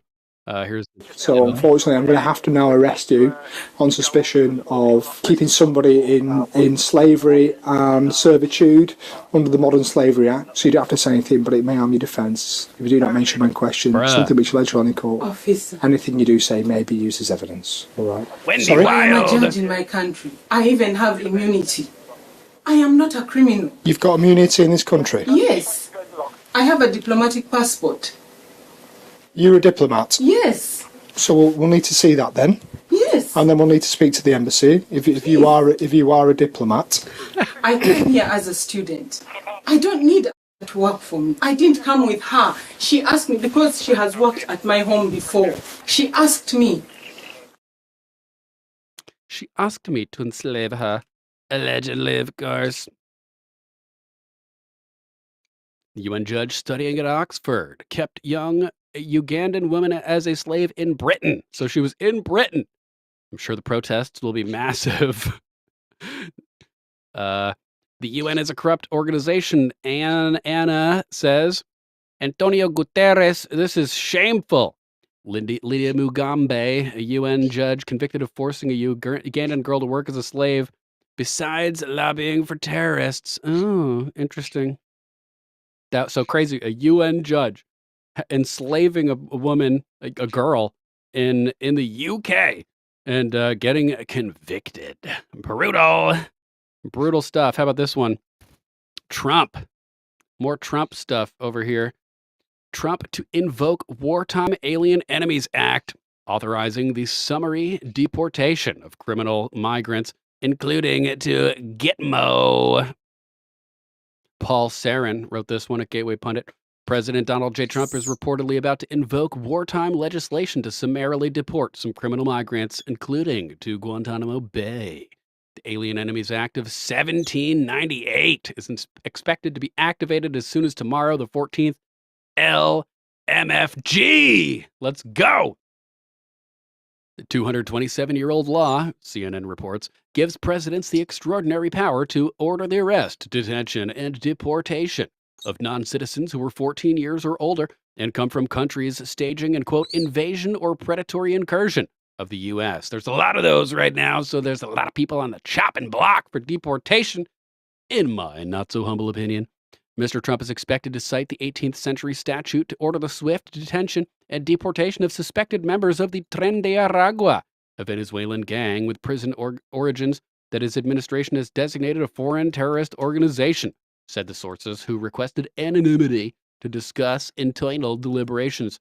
You got to fire more people, Trump. If you're getting people leaking stuff allegedly from your admin, they got to go. You got to figure out who they are, man. This is messed up. Messed up. Officials are reported to have made preparations to send dangerous gang members to the U.S. naval base at Guantanamo Bay, Cuba. The move is expected to come just as soon as the president invokes the Alien Enemies Act. Quote, those subject to the Alien Enemies Act would not be allowed to have a court hearing or an asylum interview, since they would be processed under an emergency, wartime authority, not immigration law. Instead, they would be eligible to be detained and deported with little to no due process under Title 50, the section of the U.S. Code housing America's war and defense laws. The Alien Enemies Act has only been used a few times in U.S. history, including during World War II. Let me grab Loki real quick, sorry. Come on, Tweet. What are you doing over there, you little squawky head? The Eisenhower government used it to surveil and detain nationals from Italy, Germany, and Japan. The invocation of the act targeting migrants from countries that the U.S. is not actively at war with will most likely face legal challenges. Fuck them. Fuck them. We are at war. We are at war. Trump asked the Supreme Court to look at birthright citizenship. Rachel Boone, good. Good. The author's intent was clear, and he stated it openly and in complimentary paperwork. So, good stuff. By invoking the Alien Enemies Act of 1798, I will direct our government to use the full and immense power of federal and state law enforcement to eliminate the presence of all foreign gangs and criminal networks bringing devastating crime to U.S. soil, including our cities and inner cities, Mr. Trump said in his inaugural address. Whoop, whoop. Good stuff. We also had, I haven't got a chance to check it out yet, but I saw Jack Posobiec posting about it. Bannon going on Gavin Newsom's show yesterday saying, holy schlit, Jack Poso. Bannon went on Gavin Newsom's show and started dropping truth bombs about how the Democrats stole the 2020 election. And I heard people saying that Newsom didn't even push back, which is hilarious. Hilarious. We also had Ashton Forbes posting a 2011 paper about creating wormholes, baby. Einstein-Rosen bridges. Just X Ashton, at Just X Ashton, Ashton Forbes wormhole paper from 2011 by Black Project physicist Eric Davis says we can create space-time curvature with powerful magnetic fields. We can literally produce a wormhole they already have. Interstellar travel by means of wormhole induction propulsion. Whip. Eric W. Davis claimed the static homogeneous magnetic/electric fields can create space-time curvature, manifesting itself as a traversable wormhole. Wendy Wild, thanks so much.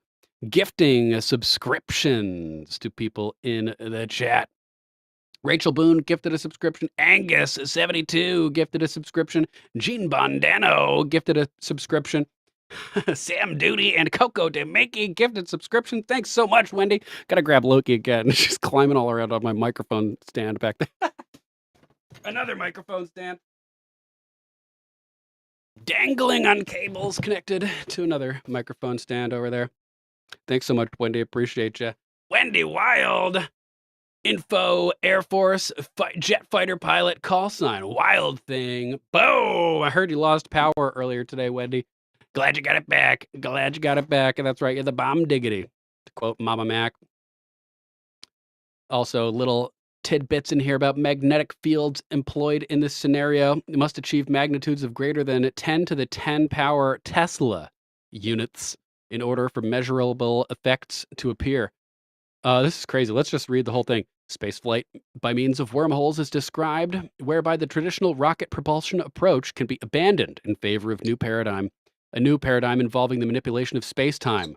McCone, 1995, extended Levi Civita's 1917 magnetic gravity solution to the Morris and Thorne 1988 wormhole solution and claimed that static homogeneous magnetic/electric fields can create space-time curvature, manifesting itself as a traversable wormhole. Furthermore, Machone showed that the speed of light through this curvature region is slowed by the magnetic or electric induced gravitational field there. Machone's analysis immediately suggests a way to perform laboratory experiments whereby one could apply a powerful static homogeneous magnetic field in a vacuum, thereby creating a space-time curvature and measure the speed of a light beam through it. Magnetic fields employed in this scenario must achieve magnitudes of greater than 10 to the 10th power Tesla in order for measurable effects to appear. Current magnetic induction technology is limited to static fields of around several 10 to the third Teslas. However, destructive chemical implosive/explosive magnetic field generation technology has reached peak rate of rise field strengths of close to around 10 to the 9th power Tesla per second. It is proposed that this technology can be exploited to take advantage of the high rate of rise field strength to create and measure space-time curvature in the lab. And at a lesser degree than you would need to create a wormhole, you could use this manipulation of space-time curvature as a propulsion system, effectively anti-gravity. So this has all kinds of potential uses. Pretty cool. Yeah, here we go. General O'Neill launching golf balls through the Stargate, baby. Love to see it. Let's see. We have another story over here with more judicial tyranny. As a radical judge, Tanya Chutkan, no less, allows states' attorneys general to unveil the names of DOJ employees. They're trying to dox these people to terrify them into not being able to do their jobs. Corrupt U.S. District Judge Tanya S. Chutkan has unleashed a legal assault on Elon Musk and the newly formed Department of Government Efficiency, greenlighting a fishing expedition that threatens to expose DOJ employees to the wrath of left-leaning bureaucrats. Tuesday, radical judge Chutkan, a disgustingly dishonest Trump hater who believes she was elected to lead this country and take down Trump, issued an order today in State of New Mexico et al. V. Elon Musk et al. That demands Musk and DOJ cough up sensitive documents and data within a mere 21 days, all to appease a coalition of demon rat-led states desperate to undermine President Trump's agenda. Chutkan's order mandates that DOJ disclose sensitive information and internal documents concerning employees, contracts, and federal engagements directly linked with states participating in the lawsuit. So they're trying to reveal these people so that the lefties can have them swatted and shit, probably. Ridiculous, man. Completely ridiculous. Let's see. We also have Judge Beryl Howell siding with Perkins Coie, the DNC law firm linked to Hillary and the bogus Russia PP Gate dossier, blocking part of President Trump's executive order to take away their security clearances. U.S. District Judge Beryl Howell, an Obama appointee, blocked part of Trump's executive order barring employees from the DNC law firm Perkins Coie from entering federal buildings. Beryl Howell granted Perkins Coie's request for a temporary restraining order for part of Trump's executive order and said the president violated the law firm's due process. Quote, Howell granted the firm's request for a temporary restraining order for some sections of Trump's order. The parts being blocked included limitations on government contracts with clients of the firm and the potential restrictions it puts on the firm's employees, such as bans on hiring those employees for government positions or barring their access to federal buildings. CNN reported Beryl Howell told the DOJ lawyer that it sent chills down her spine to hear that Trump has the power to bar government business with any company it chooses. So, full story will be linked in the video description if you want to check that out. We also have a media whirlwind. You will reap the whirlwind. Reap the whirlwind. New York Times reaping the whirlwind now as the editorial board members are told to take new positions or take a buyout. Times are tough all over for the liberal media. CNN and MSNBC have lost a painful amount of their already small audiences. WAPO retooling their approach because people stopped reading. And now the New York Times. And now the same whirlwind has reached the New York Times. The liberal paper is telling members of their editorial board to take new positions at the paper or take a buyout and walk, presumably. Over the last 8 years, vast swathes of the American media torpedoed whatever credibility they had left in their pursuit of Trump. They pushed countless lies and conspiracy theories. And now the chickens are coming home to roost. Their geese are cooked. Their geese are cooked. Yup. Accept new positions or take a buyout. You're screwed. We also have an IRS tax examiner going on the record with OMG, blowing the whistle on the agency, saying, quote, "We can't do anywhere close to what the American people think we can," says David Nelson, tax examining technician for the IRS. Quote, "We have very antiquated systems. They aren't integrated. We're basically handcuffed." He said there's been virtually no funding to improve anything at the agency, saying there's been no funding for decades to try to improve anything. We're processing retirement forms in a fucking mine. Analog. Like, not surprising. IRS is in a similar situation. It seems like it's government-wide antiquated technologies. When funding is provided, it's put towards little Band-Aid solutions instead of the big problem of the whole. And this is one of the big things that Doge is going to be doing, updating all the technology over there. If you want to see the full interview, link will be posted in the video description momentarily. We also have this big news regarding Pfizer from Jessica Rojas at Cats Scare Me 2021. She says it's being called the largest research fraud in medical history, as Dr. Scott Rubin, a former member of Pfizer's Speakers Bureau, has agreed to plead guilty to faking dozens of research studies that were published in medical journals. Ruh-roh. Imagine my shock. Now being reported across mainstream media is the fact that Dr. Rubin accepted a $75,000 grant from Pfizer to study Celebrex in 2005. His research, which was published in a medical journal, has since been quoted by hundreds of other doctors and researchers as, quote, proof, unquote, that Celebrex helped reduce pain during post-surgical recovery. There's only one problem with all this. No patients were ever enrolled in the study. Insane. Dr. Scott Rubin, it turns out, faked the entire study and got it published anyway. It wasn't the first study faked by Dr. Rubin either. He also faked study data on Bextra and Vioxx drugs, reports the Wall Street Journal. Vioxx. There's been some big controversy about that, killing a whole bunch of people, right? Am I right, or am I just making that up? Allegedly, we'll say. As a result of Dr. Rubin's faked studies, the peer-reviewed medical journal Anesthesia and Analgesia was forced to retract 10, quote, scientific, unquote, papers authored by Rubin. The Day of London reports that 21 articles written by Dr. Rubin that appear in medical journals have apparently been fabricated too and must be retracted. After being caught fabricating research for Big Pharma, Dr. Rubin has reportedly signed a plea deal that will require him to return $420,000 he received from drug companies. He also faces up to a 10-year prison sentence and a $250,000 fine. He was also fired from his job at the Bay State Medical Center in Springfield, Massachusetts, after an internal audit there found that Dr. Rubin had been faking research data for 13 years. You can't trust the medical community, man. These people are just straight up scumbags, in my opinion. No worries, though.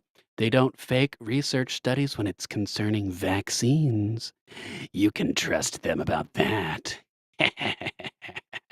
Krabbits! What's up, Krabbits? Good to see ya. Let's see. Trump was also trying to eliminate taxes entirely for earners making under $50,000 a year. MJ Truth Ultra at MJ Truth Ultra says, holy shizzles. Secretary Lutnick says Donald Trump's goal to have zero taxes for anyone making less than $150K per year and force countries to pay a membership fee to sell in America. Sounds like a good plan to me. President Trump's goal is to have external revenue taxes, not internal taxation on its citizens. Quote, people are so used to paying taxes, it's like we have Stockholm Syndrome. Bam! Yup. Who cares? I tell you what, who cares? Donald Trump cares. And when we balance the budget, you know what that means? That means our deficits stop. Interest rates come smashing down. His goal is to have external revenue. You know, the way I think about it, we all are so used to paying taxes. We're so used to it. We have like Stockholm Syndrome. You know, don't stop the Internal Revenue Service, God forbid. How about this? The rest of the world leans on our economy, breathes off our economy. Not only is our economy $29 trillion GDP, but we consume $20 trillion a year. We are the buyer of everybody's stuff. We buy everybody's stuff. So who's more important, the people who sell stuff or the people who buy stuff? So we are the buyer of everybody's commodities, products, goods and services. Everything comes from us, right? Just charge a little fee. A membership fee. We all understand that model. Let them pay. How about we, you and I, genius, and every single person we know pay less? How about no Night tax smelling. on tips? How about no tax on overtime? How about no Social Security? How about all those things? These are the kind of thoughts that will change America. I know what his goal is. No tax for anybody who makes less than $150,000 a year. That's his goal. Boom. Would be awesome. Jack, 985. Good to see you, Jack. Good to see you. My washing machine has never lied to me. Good stuff. Good stuff. Have a good one, Smelling. We will catch you on the flip side, my friend. Get some rest. All right, guys, we're going to wrap it up right about here and launch a raid over on Bulldozer's channel. Make sure to throw Mama Mac some love and hit up alplama.com, your new herbal health guru. Avoid the petrochemical pharmaceutical industry that wants you sick and dependent, and try some natural tinctures to remedy your ailments. They got all kinds of good stuff over here, and they taste bad, but they're so good for you, right, Mama Mac? Alplama, yuck. So check out alplama.com, and if you want to support the show directly, you can hit up our link tree at Common Censored. Thanks in advance for supporting the show. Thanks again to Wendy for gifting memberships during the broadcast too. Appreciate that. You can hit up our affiliate link for Golden Cocoon EMF clothing and protection products. Pick up a modern day, newfangled tinfoil hat to protect your brain from harmful EMF. They upgraded the tinfoil to silver, and I like that. They don't call me Lord Sterling for nothing. A pleasant coincidence with that name for sure. You can also pick up our books and merch. Link to our merch there. Link to our books. Common Sense, first edition revived, made from high-resolution images of a January 1776 first edition copy of the book that forever changed the face of the map of North America. We also have the redacted version, our eponymous title, Common Censored, where we basically made it impossible to glean any of the substance from the book. The ultimate First Amendment free speech coffee table gag book. It's a mouthful, but it's true. It's funny, man, holding a book you can't even read. And it inherently begs the question, is a revolution against tyranny even possible? When the public commons, the free marketplace of ideas is stifled and suppressed.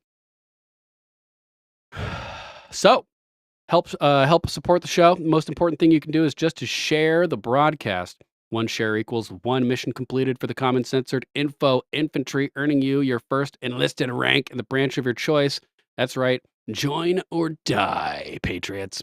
You could join the Info Army, the Info Navy, the Info Marines, the Info Space Force, Info Coast Guard, Info Air Force, Rebel Mercs Division, Redneck Roustabouts, Privateers, Spec Ops, and anybody can participate in the Meme Cannon Cavalry. So thanks in advance for supporting the show. If you want to skip enlisted ranks and join at the tier of Warrant Officer in the branch of your choice, then all you got to do is make a one-time donation to the show, which would be much appreciated by both me and from a sweet little Loki, the little tweet, Squawky Head over here, who likes delicious treats. You can help keep her belly full and help us afford to be able to send her to Birdie Boot Camp, because this is her idol over here.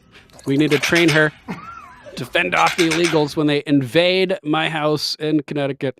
So thanks for tuning in tonight, guys. We're going to launch a raid against Bulldozer. Oh, also, you can skip enlisted and warrant officer ranks and join the Info Infantry branch of your choice at the tier of commissioned officer by hitting that big, beautiful join button and supporting the show for 5 smackers a month. Would be much appreciated. Much appreciated. All right, guys, let's launch a raid over on Bulldozer. Let's check what he's up to. And I do know not a single penny of Massey it has Minute been turned in as a campaign finance expense. Is the FEC going to investigate the $17 million that the Congress has paid to settle, behind closed doors, these sexual misconduct allegations?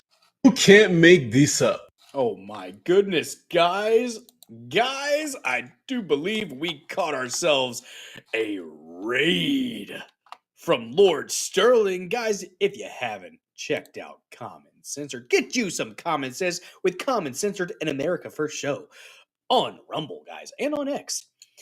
Streams Monday through Friday, 6:45 Eastern for about 3 hours or more, usually. Started a little bit late today, I think. My goodness, though, with a gigantic read.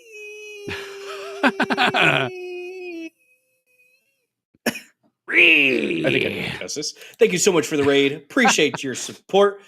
Hello to the Info Infantry, the Common Censored crew, some might call you. I didn't get to watch today. I've been busy. I've been very busy. What's up, Kravitz? What's up? Cocode Minky? Let me make sure I've got the correct. There we go. Coco de Minky. Good to see you.